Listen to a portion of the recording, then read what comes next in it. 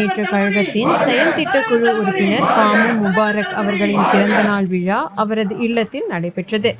இவ்விழாவில் கட்சி தொண்டர்கள் ஏராளமானோர் முன்னிலையில் தனது பிறந்தநாள் கேக் வெட்டி கொண்டாடினார். நீலகிரி மாவட்டத்திலிருந்து கழக நிர்வாகிகள், நகரம் ஒன்றிய பேரூர் கழக நிர்வாகிகள், தொண்டர்கள் அவருக்கு சால்வை, மாலை அன்பளிப்பு வழங்கி வாழ்த்து தெரிவித்தனர்.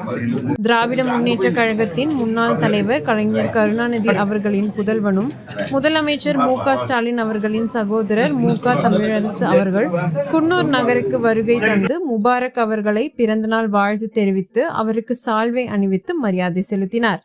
அதன் பின் இவருக்கு அவர் மரியாதை செலுத்தினார்.